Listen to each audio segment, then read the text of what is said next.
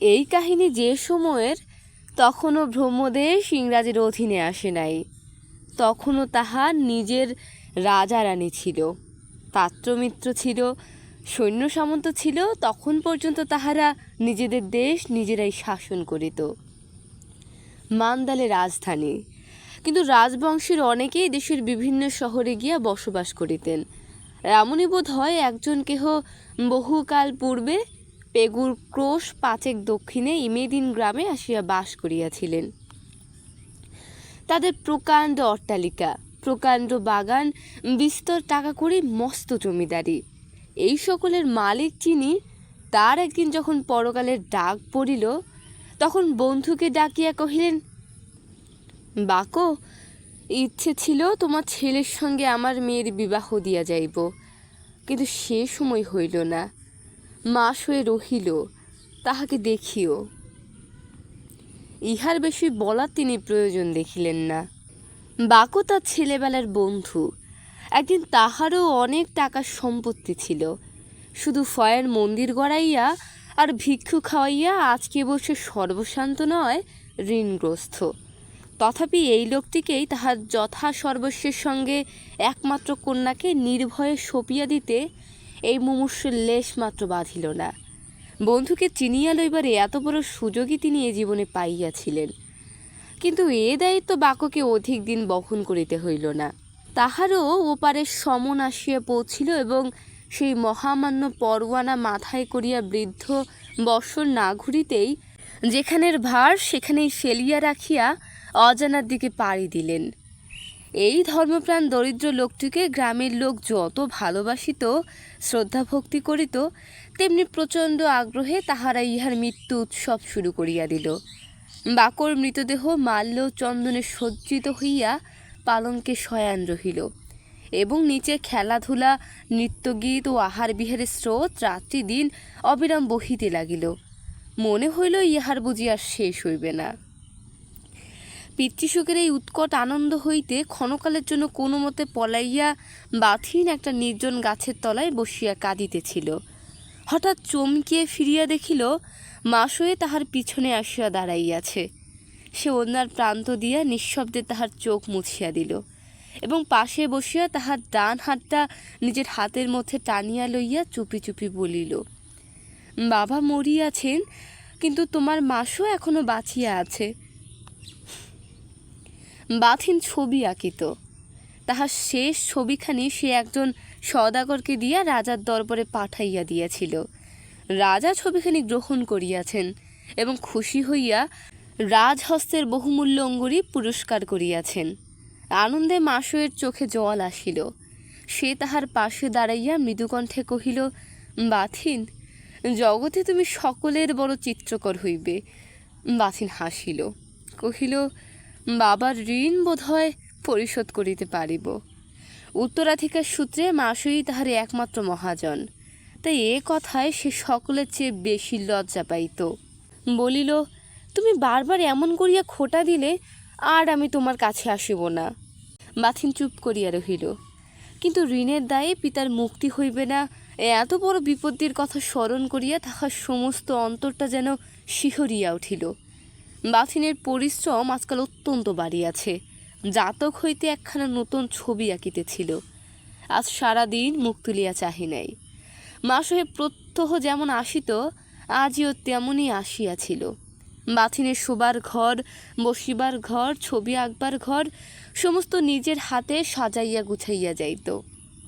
চাকরদাসীর উপর এ কাজটির ভার দিতে তাহার কিছুতেই সাহস হইত না। সম্মুখে একখানা দর্পণ ছিল, তাহারই উপর বাথিনের ছায়া পড়িয়াছিল। মাসে অনেকক্ষণ পর্যন্ত একদৃষ্টে চাহিয়া থাকিয়া হঠাৎ একটা নিঃশ্বাস ফেলিয়া কহিল, বাথিন, তুমি আমাদের মতো মেয়ে মানুষ হইলে এতদিন দেশের রানী হইতে পারিতে। বাথিন মুখ তুলিয়া হাসি মুখে বলিল, কেন বলো তো? রাজা তোমাকে বিবাহ করিয়া সিংহাসনে লইয়া যাইতেন। তার অনেক রানী, কিন্তু এমন রং, এমন চুল, এমন মুখ কি তাদের কারো আছে? এই বলিয়া সে কাজে মন দিল। কিন্তু বাথিনের মনে পড়িতে লাগিল, মান্দালেতে সে যখন ছবি আঁকা শিখিতেছিল, তখন ওই এমনই কথা তাহাকে মাঝে মাঝে শুনিতে হইত। তখন সে হাসিয়া কহিল, কিন্তু রূপ চুরি করার উপায় থাকিলে তুমি বোধহয় আমাকে ফাঁকি দিয়ে এতদিনে রাজার বামে গিয়া বসিতে।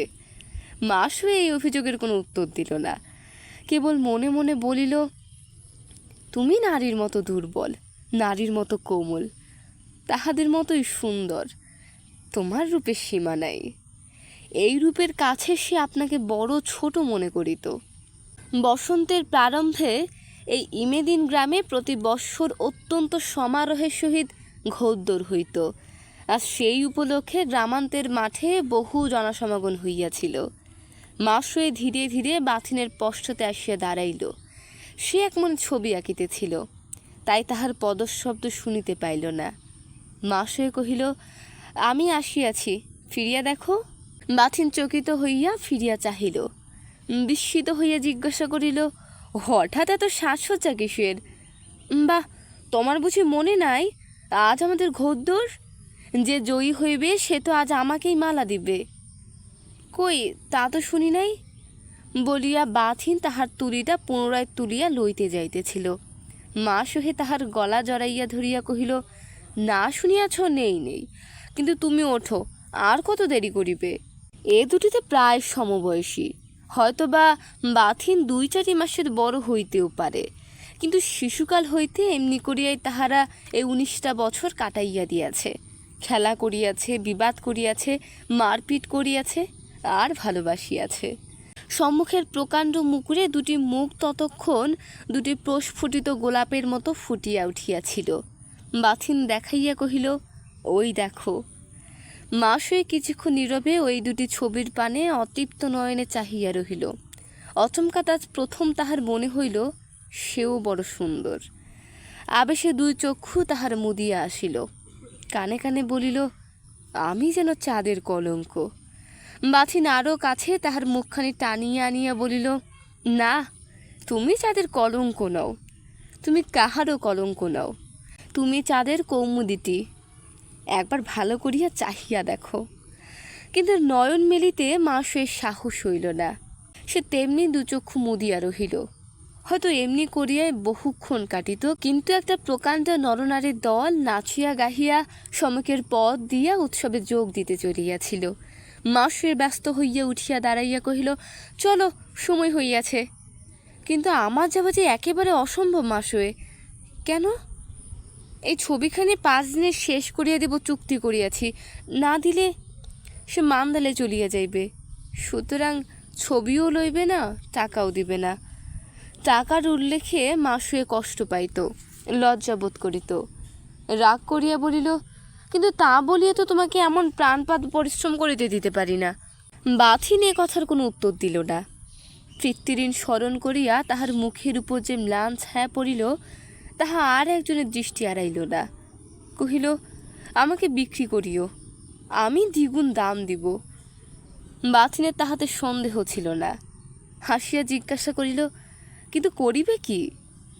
মাসুয়ে গলার বহুমূল্য হার দেখাইয়া বলিত, ইহাতে যতগুলি মুক্তা, যতগুলি চুনি আছে, সবগুলি দিয়া ছবিটিকে বাঁধাইব। তারপরে শোবার ঘরে আমার চোখের উপর টাঙাইয়া রাখিব।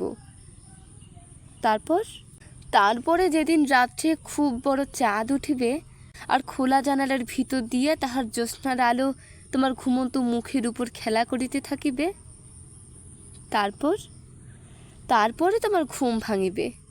কথাটা শেষ হইতে পাইল না। নিচে মাসুয়ের গরুর গাড়ি অপেক্ষা করিতেছিল। তাহার গাড়োয়ানের উচ্চকণ্ঠের আহ্বান শোনা গেল।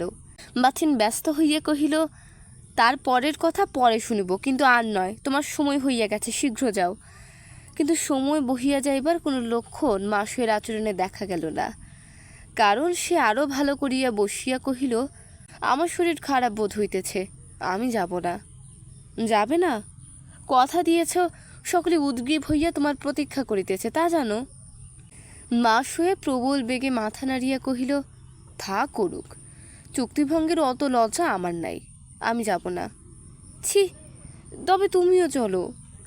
পারিলে নিশ্চয়ই যাইতাম, কিন্তু তাই বলিয়া আমার জন্য তোমাকে আমি সত্যভঙ্গ করিতে দিব না। আর দেরি করিও না, যাও। তাহার গম্ভীর মুখ ও শান্ত দৃঢ় কণ্ঠস্বর শুনিয়া মাসুয়ে উঠিয়া দাঁড়াইল। অভিমানে মুখখানি ম্লান করিয়া কহিল, তুমি নিজের সুবিধার জন্য আমাকে দূর করিতে চাও, আমি দূর হইতেছি, কিন্তু আর কখনো তোমার কাছে আসিব না। এক মুহূর্ত বাথিনের কর্তব্যের দৃঢ়তা স্নেহের জলে গলিয়া গেল। সে তাহাকে কাছে টানিয়া লইয়া সহাস্যে কহিল, এত বড় প্রতিজ্ঞাটা করিয়া বসিও না মাসুয়ে, আমি জানি ইহার শেষ কি হইবে, কিন্তু আর তো বিলম্ব করা চলে না। মাসুয়ে তেমনি বিষণ্ণ মুখেই উত্তর দিল, আমি না আসলে খাওয়া পড়া হইতে আরম্ভ করিয়া সকল বিষয়ে তোমার যে দশা হইবে সে আমি সহিতে পারিব না জানো বলিয়াই আমাকে তুমি তাড়াইতে পারিলে। এই বলিয়া সে প্রত্যুত্তরের অপেক্ষা না করিয়াই দ্রুতপদে ঘর হইতে বাহির হইয়া গেল। প্রায় অপরাহ্ন বেলায় মাসুয়ে রূপা বাঁধানো ময়ূরপঙ্খী গোজান যখন ময়দানে আসিয়া পৌঁছিল, তখন সমবেত জনমণ্ডলী প্রচণ্ড কলরবে কোলাহল করিয়া উঠিল। সে যুবতী, সে সুন্দরী, সে অবিবাহিতা এবং বিপুল ধনের অধিকারিণী। মানবের যৌবন রাজ্য তাহার স্থানে অতি উচ্চে, তাই এখানে বহু মানের আসনটি তাহার জন্য নির্দিষ্ট হইয়াছিল। সে আজ পুষ্পমাল্য বিতরণ করিবে, তাহার পর যে ভাগ্যবান এই রমণীর শিরে জয়মাল্যটি সর্বাগ্রে পড়াইয়া দিতে পারিবে, তাহার অদৃষ্টই আজ যেন জগতে হিংসা করিবার একমাত্র বস্তু। সজ্জিত অশ্বপৃষ্ঠে রক্তবর্ণ পোশাকে সওয়ারগণ উৎসাহ ও চাঞ্চল্যের আবেগ কষ্টের সংযত করিয়াছিল। দেখিলে মনে হয় আজ সংসারে তাহাদের অসাধ্য কিছু নাই। ক্রমশ সময় আসন্ন হইয়া আসিল এবং যে কজন অদৃষ্ট পরীক্ষা করিতে আজ উদ্যত তাহারা সারি দিয়া দাঁড়াইল এবং ক্ষণেক পরেই ঘণ্টার সঙ্গে সঙ্গে মরিবাচি জ্ঞানশূন্য হইয়া কজন ঘোড়া ছুটাইয়া দিল। ইহা বীরত্ব, ইহা যুদ্ধের অংশ। মাসুয়ের পিতামহগণ সকলে যুদ্ধ ব্যবসায়ী। ইহার উন্মুক্ত বেগ নারী হইলেও তাহার ধমনীতে বহমান ছিল। যে জয়ী হইবে তাহাকে সমস্ত হৃদয় দিয়া সংবর্ধনা না করিবার সাধ্য তাহার ছিল না। তাই যখন ভিন্ন গ্রামবাসী এক অপরিচিত যুবক আরক্ত দেহে কম্পিত মুখে ক্লেদসিক্ত হস্তে তাহার শিরে জয়মাল্য পড়াইয়া দিল, তখন তাহার আগ্রহের অতিসাহ্য অনেক সম্ভাব্য রমণীর চক্ষেই কটু বলিয়া ঠেকিল। ফিরিবার পথে সে তাহাকে আপনার পার্শ্বে গাড়িতে স্থান দিল এবং সজল কণ্ঠে কহিল, আপনার জন্য আমি বড় ভয় পাইয়াছিলাম। একবার এমনও মনে হইয়াছিল ও অত বড় উঁচু প্রাচীর কোনরূপ যদি কোথাও পা ঠেকিয়া যায়। যুবক বিনয়ে ঘাড় হেট করিয়া কহিল, কিন্তু এই অসমসাহসী বলিষ্ঠ বীরের সহিত মাসুয়ে মনে মনে তাহার সেই দুর্বল কোমল ও সর্ববিষয়ে অপট চিত্রকরের সহিত তুলনা না করিয়া পারিল না। এই যুবকটির নাম পথিন। কথায় কথায় পরিচয় হইলে জানা গেল ইনিও উচ্চবংশীয়, ইনিও ধনী এবং তাহাদেরই দূর আত্মীয়। মাসুয়ে আজ অনেককেই তাহার প্রাসাদে সান্ধ্যভোজে নিমন্ত্রণ করিয়াছিল। তাহারা এবং আরও বহু লোক ভিড় করিয়া গাড়ির সঙ্গে সঙ্গে আসিতেছিল। আনন্দের আগ্রহে তাহাদের তাণ্ডব নিত্যত্বিত ধুলার মেঘে ও সঙ্গীতের ঐশ্বর্য নিদানে সন্ধ্যার আকাশ তখন একেবারে আচ্ছন্ন অভিভূত হইয়া পড়িতেছিল। এই ভয়ঙ্কর জনতা যখন তাহার বাড়ির সম্মুখ দিয়ে অগ্রসর হইয়া গেল, তখন ক্ষণকালের নিমিত্ত বাথিন তাহার কাজ ফেলিয়া জানালায় আসিয়া নীরবে চাহিয়া রহিল। সান্ধ্যভোজের প্রসঙ্গে পরদিন মাসুয়ে বাথিনকে কহিল, কাল সন্ধ্যাটা আনন্দে কাটিল, অনেকেই দয়া করিয়া আসিয়াছিলেন, শুধু তোমার সময় ছিল না বলিয়া তোমাকে ডাকি নাই। সেই ছবিটা সে প্রাণপণে শেষ করিতেছিল। মুখ না তুলিয়াই বলিল, ভালোই করিয়াছিলে, এই বলিয়া সে কাজ করিতে লাগিল। বিস্ময়ে মাসুয়ে স্তম্ভিত হইয়া বসিয়া রহিল। কথার ভারে তাহার পেট ফুলিতেছিল। কাল বাথিন কাজের চাপে উৎসবে যোগ দিতে পারে নাই, তাই আজ অনেকক্ষণ ধরিয়া অনেক গল্প করিবে মনে করিয়াই সে আসিয়াছিল। কিন্তু সমস্তই উল্টা রকমের হইয়া গেল। কেবল একা একা প্রলাপ চলিতে পারে, কিন্তু আলাপের কাজ চলে না। তাই সে শুধু স্তব্ধ হইয়া বসিয়া রহিল। কিছুতেই অপর পক্ষের প্রবল উদ্দাস্য ও গভীর নীরবতার রুদ্ধ দ্বার ঠেলিয়া ভিতরে প্রবেশ করিতে আজ ভরসা করিল না। প্রতিদিন যে সকল ছোটোখাটো কাজগুলি সে করিয়া যায়, আজ সেগুলিও পড়িয়া রহিল। কিছুতেই হাত দিতে তাহার প্রবৃত্তি হইল না। এইভাবে অনেকক্ষণ কাটিয়া গেল। একবার বাথিন মুখ তুলিল না, একবার একটা প্রশ্ন করিল না। কালকের অত বড় ব্যাপারের প্রতিও তাহার যেমন লেশমাত্র কৌতূহল নাই, কাজের ফাঁকে হাঁক ফেলিবারও তাহার তেমনি অবসর নাই। বহুক্ষণ পর্যন্ত নিঃশব্দে কুণ্ঠিত ও লজ্জিত হইয়া থাকিয়া অবশেষে সে উঠিয়া দাঁড়াইয়া মৃদকণ্ঠে কহিল, আজ আসি। বাথিন ছবির উপর চোখ রাখিয়াই বলিল, এসো। যাবার সময় মাসুয়ের মনে হইল যেন সেই লোকটির অন্তরের কথাটা বুঝিয়াছে। জিজ্ঞাসা করে একবার সে ইচ্ছাও হইল বটে, কিন্তু মুখ খুলিতে পারিল না, নীরবেই বাহির হইয়া গেল। বাড়িতে পা দিয়েই দেখিল পথিন বসিয়া আছে। গত রাত্রির আনন্দ উৎসবের জন্য ধন্যবাদ দিতে আসিয়াছিল। অতিথিকে মাসুয়ে যত্ন করিয়া বসাইল। লোকটা প্রথমে মাসুয়ের ঐশ্বর্যের কথা তুলিল, পরে তাহার বংশের কথা, তাহার পিতার খ্যাতির কথা, তাহার রাজদ্বারের সম্ভ্রমের কথা, এমনই কত কিছু অনর্গল বকিয়া যাইতে লাগিল। এই সকল কতকবা সে শুনিল, কতকবা তাহার অন্যমনস্ক কানে পৌঁছিল না। কিন্তু লোকটা শুধু বলিষ্ঠ এবং অতি সাহসী ঘোষরই নয়, সে অত্যন্ত ধূর্ত। মাসুয়ের এই ঔদাসীন্য তাহার অগোচর রহিল না। সে মান্দালের রাজ পরিবারের প্রসঙ্গ তুলিয়া অবশেষে যখন সৌন্দর্যের আলোচনা শুরু করিল এবং কৃত্রিম সারল্যে পরিপূর্ণ হইয়া এই রমণীকে লক্ষ্য এবং উপলক্ষ্য করিয়া বারংবার তাহার রূপ ও যৌবনের ইঙ্গিত করিতে লাগিল, তখন তাহার মনে মনে অতিশয় লজ্জা করিতে লাগিল বটে, কিন্তু একটা অপরূপ আনন্দ ও গৌরব অনুভব না করিয়াও থাকিতে পারিল না। এবং আলাপ শেষ হইলে পথিন বিদায় গ্রহণ করিল। তখন আজিকার রাত্রির জন্য সে আহারের নিমন্ত্রণ লইয়া গেল।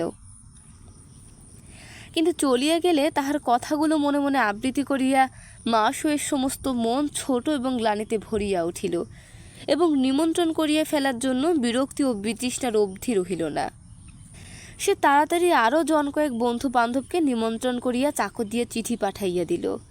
অতিথিরা যথাসময়ে হাজির হইলেন, এবং আজও অনেক হাসি তামাশা, অনেক গল্প, অনেক নৃত্যগীতের সঙ্গে যখন খাওয়া দাওয়া শেষ হইল, তখন রাত্রি আর বড় বাকি নাই। ক্লান্ত পরিশ্রান্ত হইয়া সে শুইতে গেল, কিন্তু চোখে ঘুম আসিল না।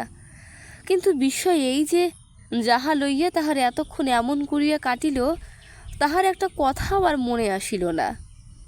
সে সকল যেন কত যুগের পুরনো অকিঞ্চিতকর ব্যাপার, এমনই শুষ্ক, এমনই বিরস।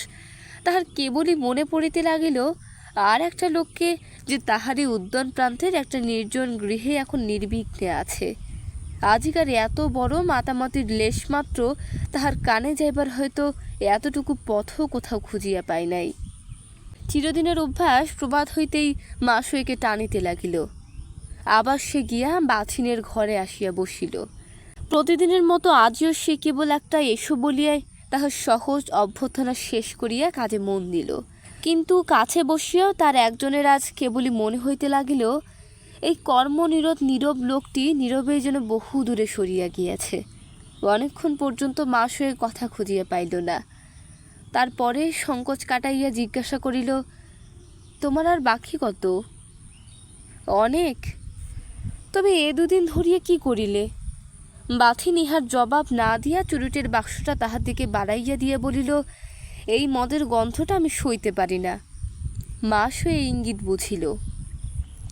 জ্বলিয়া উঠিয়া হাত দিয়ে বাক্সটা সজোরে ঠেলিয়া দিয়া বলিল, আমি সকালবেলা চুরুট খাই না, চুরুট দিয়া গন্ধ ঢাকিবার কাজও করি নাই। আমি ছোট লোকের মেয়ে নই। বাথিন মুখ তুলিয়া শান্ত কণ্ঠে কহিল, হয়তো তোমার জামা কাপড়ে কোনো রূপে লাগিয়াছে, মদর গন্ধটা আমি বানাইয়া বলি নাই। মাসুয়ে বিদ্যুৎ বেগে উঠিয়া দাঁড়াইয়া কহিল, তুমি যেমন নিস তেমনই হিংসুক, তাই আমাকে বিনা দোষে অপমান করিলে।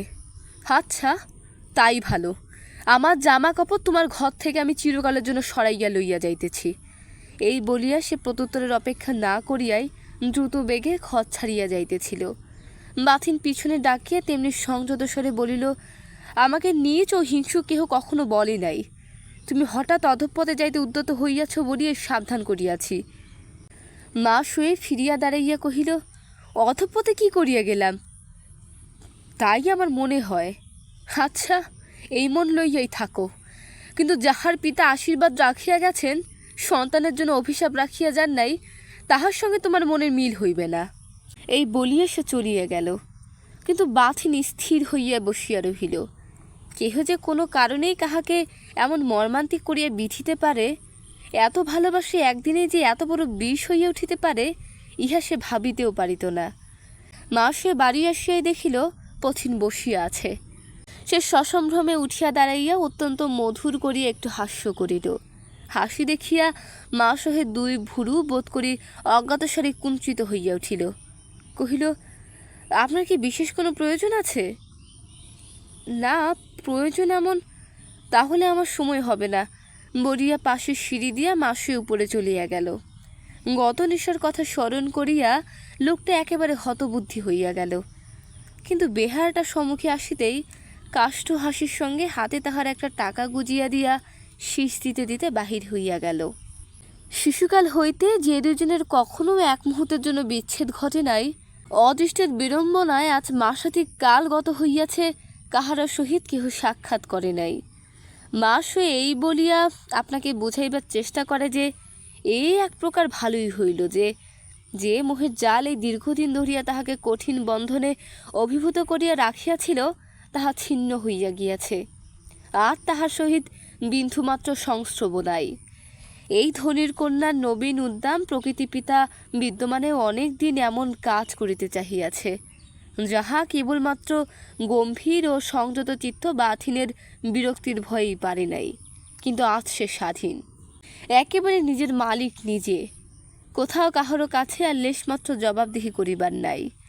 এই একটি মাত্র কথা লইয়া সে মনে মনে অনেক তোলপাড়, অনেক ভাঙাগড়া করিয়াছে, কিন্তু একটা দিনের জন্য কখনো আপনার হৃদয়ের নিগুড়তম গৃহটির দ্বার খুলিয়া দেখে নাই সেখানে কি আছে।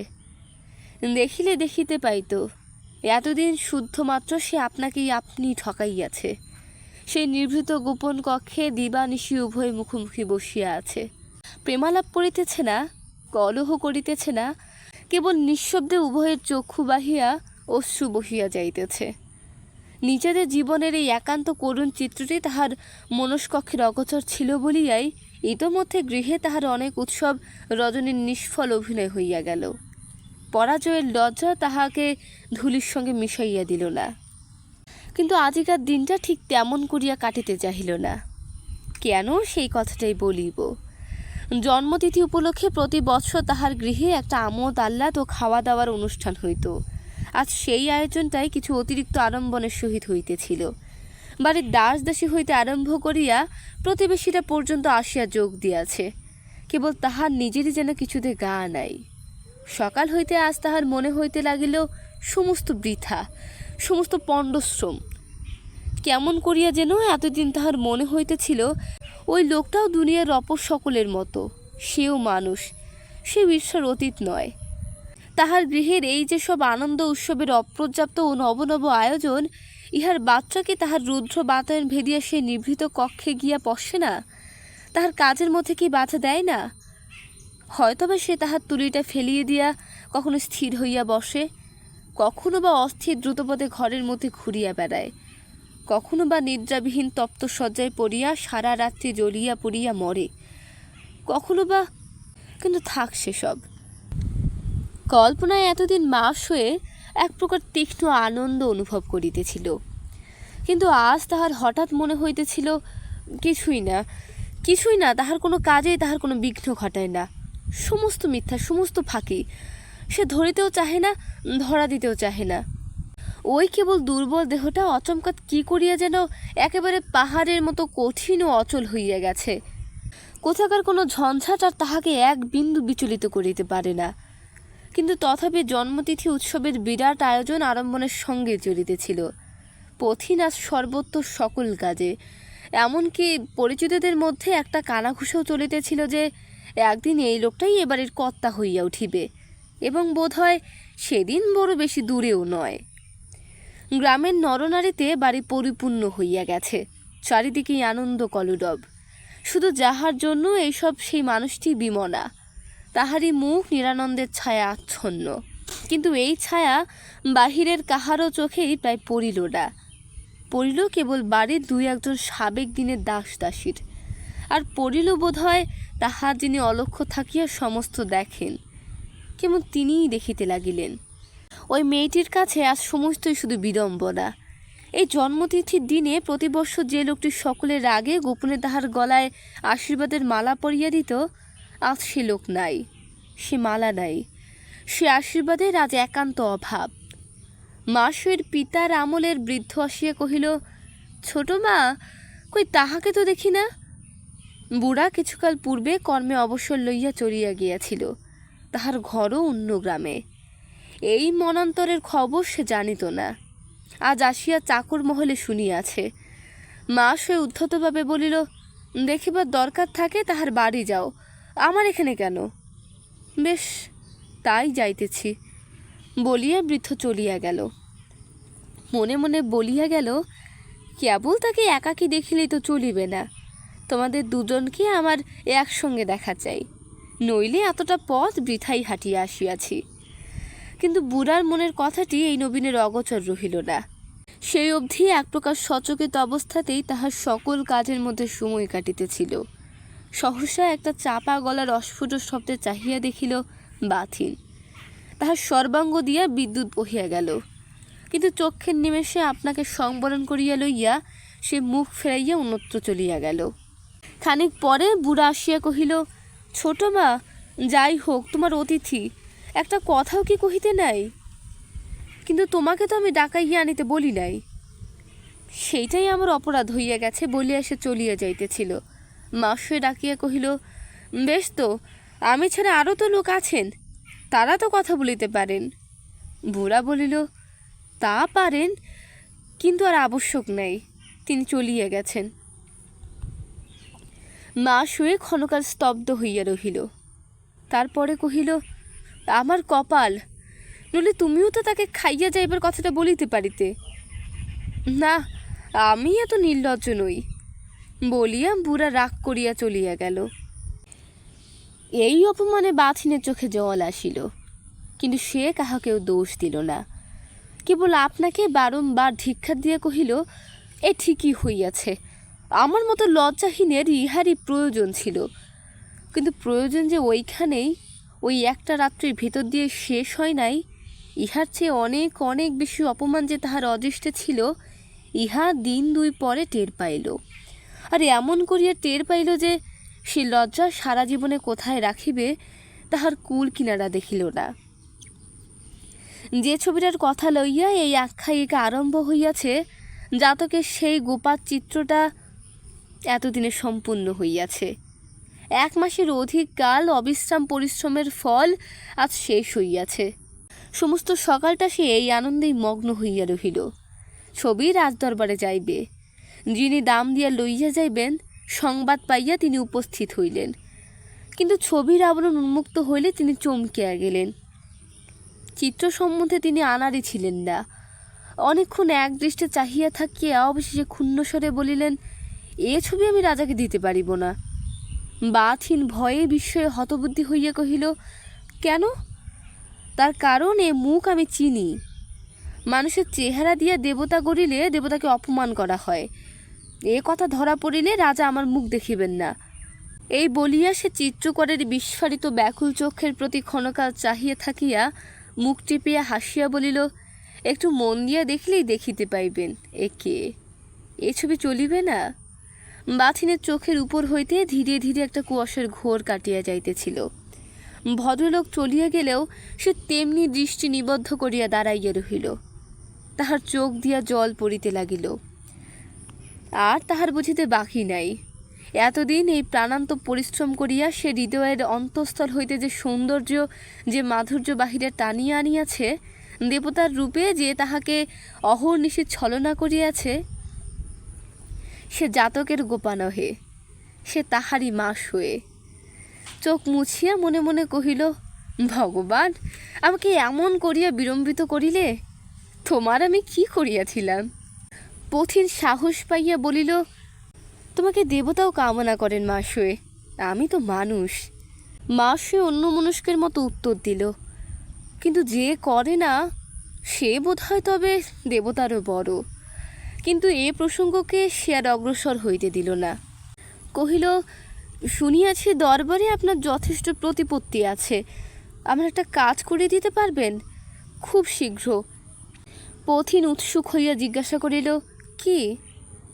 একজনের কাছে আমি অনেক টাকা পাই, কিন্তু আদায় করিতে পারি না, কোনো দলিল নাই। আপনি কিছু উপায় করিতে পারেন? পারি, কিন্তু তুমি কি জানো না এই রাজকর্মচারীটি কে? বলিয়া লোকটা হাসিল।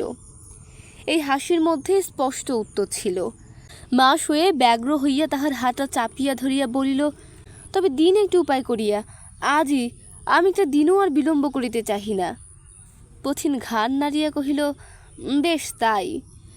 এই দিনটা চিরদিন এত তুচ্ছ, এত অসম্ভব, এতই হাস্যের কথা ছিল যে এ সম্বন্ধে কেহ কখনো চিন্তা পর্যন্ত করে নাই। কিন্তু রাজকর্মচারীর মুখের আশায় মাসের সমস্ত দেহ এক মুহূর্তে উত্তেজনায় উত্তপ্ত হইয়া উঠিল। সে দুই চক্ষু প্রদীপ্ত করিয়া সমস্ত ইতিহাস বিব্রত করিয়া কহিতে লাগিল, আমি কিছুই ছাড়িয়া দিব না, একটা কড়ি পর্যন্তও না। যোগ যেমন করিয়া রক্ত শুষিয়া লয়, ঠিক তেমনি করিয়া, আজই এখনই হয় না। এই বিষয়ে লোকটাকে অধিক বলা বাহুল্য, ইহা তাহার আশার অতীত। সে ভিতরের আনন্দ ও আগ্রহ কোনো মতে সংবরণ করিয়া বলিল, রাজার আইন অন্তত 7 দিনের সময় চায়, এই সময়টুকু কোনরূপে ধৈর্য ধরিয়া থাকিতেই হইবে। তাহার পরে যেমন করিয়া খুশি, যত খুশি রক্ত চুষিবেন, আমি আপত্তি করিব না। সেই ভালো, কিন্তু এখন আপনি যান। এই বলিয়া সে এক প্রকার যেন ছুটিয়া পলাইল। এই দুর্বোধ মেয়েটির প্রতি লোকটির লোভের অবধি ছিল না, তাই অনেক অবহেলা সে নিঃশব্দে পরিপাক করিত, আজও করিল। বরঞ্চ গৃহে ফিরিবার পথে আজ তাহার পুলকিত চিত্ত পুনঃপুন এই কথাটাই আপনাকে আপনি কহিতে লাগিল, আর ভয় নেই তাহার।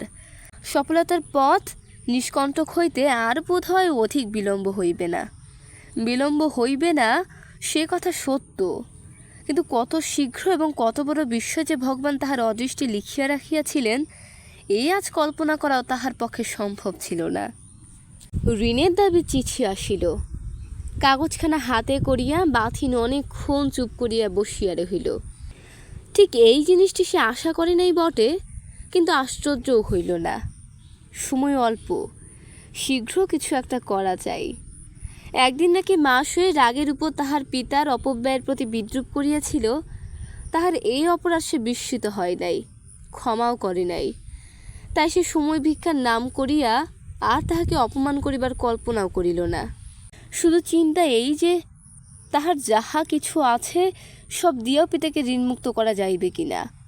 গ্রামের মধ্যেই একজন ধনী মহাজন ছিল। পরদিন সকালে সে তাহার কাছে গিয়া গোপনে সর্বস্ব বিক্রি করিবার প্রস্তাব করিল। দেখা গেল যাহা তিনি দিতে চাহেন তাহাই যথেষ্ট।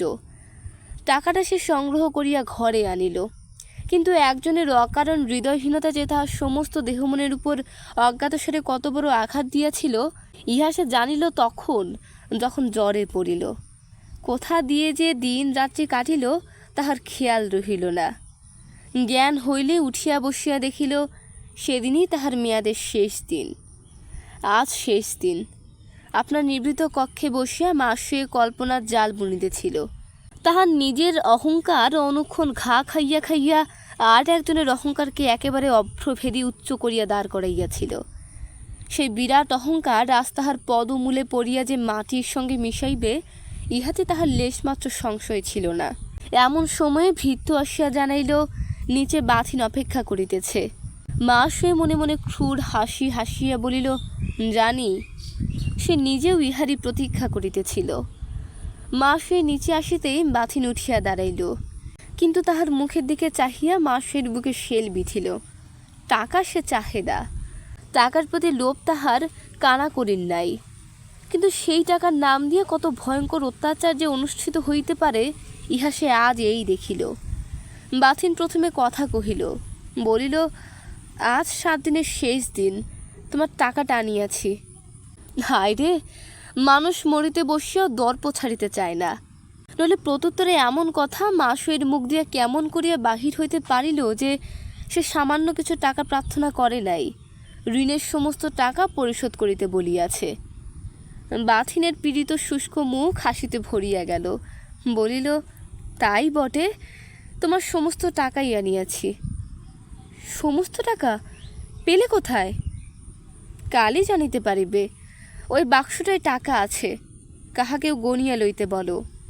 গাড়োয়ান দ্বার প্রান্ত হইতে তাহাকে লক্ষ্য করিয়া জিজ্ঞাসা করিল, আর কত বিলম্ব হইবে? বেলা থাকিতে বাহির হইতে না পারিলে যে পেগুতে রাত্রের মতো আশ্রয় মিলিবে না। মা শুয়ে গলা বাড়াইয়া দেখিল পথের উপর বাক্স বিছানা প্রভৃতি বোঝাই দেওয়া গোজান দাঁড়াইয়া। ভয়ে চক্ষের নিমেষে তাহার সমস্ত মুখ বিবর্ণ হইয়া উঠিল। ব্যাকুল হইয়া একেবারে সহস্র প্রশ্ন করিতে লাগিল। পেগু থেকে যাবে? গাড়ি কার? কোথায় এত টাকা পেলে? চুপ করিয়া আছো কেন? তোমার চোখ অত শুকনো কিসের জন্য? কাল কি জানিব, আজ বলিতে তোমার। বলিতে বলিতে সে আত্মবিস্তৃত হইয়া কাছে আসিয়া তাহার হাত ধরিল এবং নিমেষে হাত ছাড়িয়া দিয়া তাহার ললাট স্পর্শ করিয়া চমকিয়া উঠিল। উফ, এই যে জ্বর! তাই তো বলি, মুখ এত ফ্যাকাশে কেন? বাথিন আপনাকে মুক্ত করিয়া লইয়া শান্ত মৃদুকণ্ঠে কহিল, বসো। বলিয়া সে নিজেই বসিয়া কহিল, আমি মান্দালে যাত্রা করিয়াছি, আজ তুমি আমার একটা শেষ অনুরোধ শুনিবে? মা শুয়ে ঘাড় নাড়িয়া জানাইল, সে শুনিবে। বাথিন একটু স্থির থাকিয়া কহিল, আমার শেষ অনুরোধ, সৎ দেখিয়া কাহাকে শীঘ্র বিবাহ করিও। এমন অবিবাহিত অবস্থায় বেশি দিন থাকিও না। আর একটা কথা। এই বলিয়া সে আবার কিছুক্ষণ মৌন থাকে, এবার আরও মৃদুকণ্ঠে বলিতে লাগিল, আর একটা জিনিস তোমাকে চিরকাল মনে রাখিতে বলি। এই কথাটা কখনো ভুলিবে না যে লজ্জার মতো অভিমানের স্ত্রীলোকের ভূষণ বটে, কিন্তু বাড়াবাড়ি করিলে। মা সে অধীর হইয়া মাঝখানে বলিয়া উঠিল, ওসব আর একদিন শুনিব। টাকা পেলে কোথায়? বাথিন হাসিল, কহিল, এ কথা কেন জিজ্ঞাসা করো? আমার কি না তুমি জানো? টাকা পেলে কোথায়? বাথিন ঢোক গিলিয়া ইতস্তত করিয়া অবশেষে কহিল, বাবার ঋণ তার সম্পত্তি দিয়ে শোধ হইয়াছে, নইলে আমার নিজের আর আছে কি? তোমার ফুলের বাগান, সেও তো বাবার। তোমার অত বই, বই লইয়া আর করিব কি? তাছাড়া সেও তো তারই। মা শুয়ে একটা নিঃশ্বাস ফেলিয়া বলিল, যাক, ভালোই হইয়াছে, এখন উপরে গিয়ে শুইয়া পড়িবে, চলো। কিন্তু আজ যে আমাকে যাইতেই হইবে। এই জল লইয়া, এ কি তুমি সত্যই বিশ্বাস করো তোমাকে আমি এই অবস্থায় ছাড়িয়া দিব? এই বলিয়া সে কাছে আসিয়া আবার হাত ধরিল। এবার বাথিন বিস্ময়ে চাহিয়া দেখিল মা শুয়ের মুখের চেহারা এক মুহূর্তেই একেবারে পরিবর্তিত হইয়া গিয়াছে। সে মুখে বিষাদ, বিদ্বেষ, নিরাশা, লজ্জা, অভিমান কিছুরই চিহ্ন মাত্র নাই। আছে শুধু বিরাট স্নেহ ও তেমনি বিপুল শঙ্কা। এই মুখ তাহাকে একেবারে মন্ত্রমুগ্ধ করিয়া দিল। সে নিঃশব্দে ধীরে ধীরে তাহার পিছনে পিছনে উপরে শয়নকক্ষে আসিয়া উপস্থিত হইল। তাহাকে শয্যায় শোয়াইয়া দিয়া মা শুয়ে কাছে বসিল। দুটি সজল দীপ্ত চক্ষু তাহার পাণ্ডুর মুখের উপর নিবদ্ধ করিয়া কহিল, তুমি মনে করো কতগুলো টাকা আনিয়াছ বলে আমার ঋণ শোধ হইয়া গেল। মান্দালের কথা ছাড়িয়া দাও। আমার হুকুম ছাড়া এই ঘরের বাহিরে গেলেও আমি ছাদ হইতে নিচে লাফাইয়া পড়িয়া আত্মহত্যা করিব। আমাকে অনেক দুঃখ দিয়াছ, কিন্তু আর দুঃখ কিছুতেই সহিব না, এ তোমাকে আমি নিশ্চয়ই বলিয়া দিলাম। বাথিন আর জবাব দিল না। গায়ের কাপড়টা টানিয়া লইয়া একটা দীর্ঘশ্বাস ফিরিয়া পাশ ফিরিয়া শুইল।